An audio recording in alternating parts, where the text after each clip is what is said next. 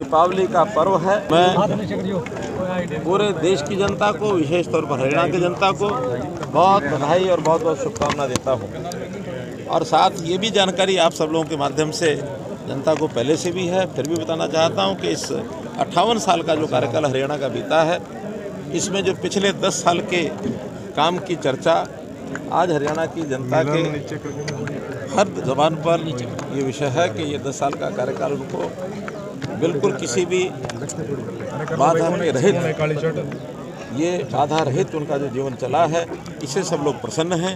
जो हमारी नीतियां हैं, पॉलिसीज़ हैं, उससे सब प्रसन्न हैं। बिना किसी भेदभाव के सबके साथ एक समान व्यवहार और भौगोलिक तौर पर भी विकास के नाते से सभी, चाहे वो जिला हो, चाहे गाँव हो, चाहे छोटी बड़ी सब इकाइयाँ, सब में और हमने समान रूप से काम किया है। जो काम पहले होते रहे हैं, मैं आपको विश्वासपूर्वक कह सकता हूं कि अगला भी ये जो कार्यकाल चल रहा है, जो तीसरी बार भारतीय जनता पार्टी की यहाँ की जनता ने सरकार बनाने का काम किया है, इसमें भी न केवल उसी प्रकार बल्कि उससे बढ़िया प्रकार से काम होगा। ऐसा चूँकि जो काम रुकते हैं, जो चल पड़ते हैं वो तो चल पड़ते हैं, जो रुकते हैं उन रुके हुए कामों को भी अगली जो सरकार आती है वो सब करती है। यहाँ इस लोकसभा से, इस ज़िले से सभी की सभी सीटें भारतीय जनता पार्टी की झोली में गई हैं। यहाँ की जनता को इसलिए भी मैं धन्यवाद करता हूँ। और मैं हमारे जो यहाँ इस ज़िले के 5 विधायक, जिसमें हमारे अध्यक्ष विधानसभा और हमारे मुख्य सचेतक विधानसभा, ये भी 2 उसमें से हैं। ऐसे ही पानीपत ज़िले के हमारे 4 विधायक, जिसमें से 2 मंत्री हैं। तो ऐसे सब लोग, इनको भी बहुत बहुत मैं बधाई भी देता हूँ और इनकी ओर से भी जनता का बहुत बहुत धन्यवाद। सर, सर करनाल में कविंदर राणा अब समस्याएं सुनेंगे, जो भी समस्या होगी या कोई बात अपनी रखना चाहेंगे? तीसरा भी कर लो प्रश्न, तीनों एक साथ। पराली जलाने को लेकर सर मामले, सरकार कहती है हम ठीक है, लेकिन किसान कहते हैं हम भी। मनोहर जी, आज बंदी छोड़ दिवस भी है, उसके लिए क्या कहना चाहेंगे प्रदेश की जनता के लिए? देखिए, पहली बात तो जो आपने कही बंदी छोड़ दिवस, में इधर से चलता हूँ तो हर ऐसे अवसर पर जब कोई विशेष अवसर होता है प्रदेश और देश के अंदर, सरकार की अपनी योजनाएं होती हैं, चाहे वो 15 अगस्त हो, चाहे वो 1 नवंबर हो, चाहे वो 26 जनवरी हो। ऐसे अवसर पर सरकारी योजनाओं के हिसाब से सभी ऐसे बंदियों के जो अधिकार उनका बनता है, जो नीति बनी हुई है, उसको उसका लाभ दिया जाता है। जहाँ तक पराली का विषय है, पराली एक ऐसी कठिनाई समस्या है जिसको कहने के प्रदूषण के खिलाफ जो काम है, इसको रोकने के लिए बहुत सी योजनाएं सरकार ने पहले भी बनाई हैं। ये बात अलग है कि उन सब बातों पर कई लोग उसका ध्यान नहीं रखते हैं और उसमें पराली जलाने की उनकी मजबूरी भी हो सकती है, उनको टाइम भी उनके पास कम होता है ताकि उसको इकट्ठा करके दे सकें। तो भी कोई भी कठिनाई हो, हर कठिनाई को ठीक करने के लिए सरकार योजना बनाने के लिए तैयार है। मेरी अपील है कि कोई भी इस पराली को न जलाए, क्योंकि पराली जलाने से नुकसान हर किसी का होता है। ये कोई पॉलिटिकल मुद्दा नहीं है, एक प्रकार से सामाजिक मुद्दा है। पर्यावरण की कोई सीमाएं नहीं होती हैं।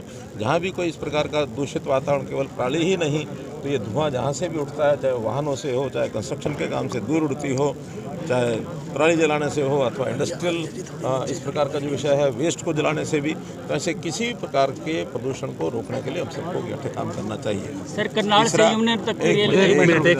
तीसरा विषय था मेयर के चुनाव। मेयर का चुनाव चूँकि अब लगातार, पहले लोकसभा का चुनाव था, विधानसभा का चुनाव हो गया है, अभी बहुत जल्दी इस स्थानीय निकाय के चुनाव जहाँ जहाँ अपेक्षित हैं उसकी योजना सरकार बना रही है। तो मुझे इसमें देरी करने का कोई कारण लगता नहीं है। फिर भी ये काम चूँकि प्रदेश सरकार की ओर ही आता है, तो हमारा अर्बन लोकल मिनिस्टर हमारे विपुल गोयल जी, उनको मैं जरूर कहूँगा कि जल्दी ही योजना इसकी बनाए। चौथा क्या था? खट्टर साहब, लोगों ने कांग्रेस ने कहा इलेक्शन कमीशन ने अपने आप को एक विषय और पहला करनाल से कविंदर राणा जी हमारे अभी चौके जैसे मैंने बताया कि सांसद प्रतिनिधि हो गए हैं और सांसद प्रतिनिधि के नाते जो काम होते हैं, मुख्य रूप से चूँकि मेरा आना जाना एक दायित्व के नाते से थोड़ा कम होगा, फिर भी ये अपना पार्टी कार्यालय जो कर्ण कमल है वहाँ भी बैठा करेंगे। इस ज़िले के नाते पानीपत ज़िले के जो हमारे सांसद प्रतिनिधि हैं वो हमारे पूर्व जिला अध्यक्ष गजेंद्र सलूजा जी, उनको वो काम दिया गया है। और जो भी कोई अन्य स्थान इनके बैठने का होगा वो भी आपको बताया जाएगा। खट्टर साहब, लोगों ने सरकार बना दी। पार्षदों ने अक्सर विधानसभा चुनाव में जो बगावत की थी, भारतीय जनता पार्टी के खिलाफ दूसरी पार्टी में ज्वाइन कर गए थे, क्या उन पार्षदों की अगर वापसी अगर वो चाहेंगे तो क्या वापसी हो पाएगी? ये देखिए पार्टी का विषय, पार्टी निर्णय लेगी। खट्टर साहब, हरियाणा सरकार लोगों ने बना दी। अब लोग ये चाहते हैं कि जो मैनिफेस्टो में 2100 महिलाओं को देने की बात थी, 6000 पेंशन, वो कब से शुरू होगी? ये हरियाणा सरकार के जो हमारे मुख्यमंत्री हैं, विभाग है, उसको बैठक कर तय करेंगे, क्योंकि कोई भी योजना जो घोषणा की जाती हैं वो कोई ये नहीं निश्चित समय होता किस दिन शुरू करनी है।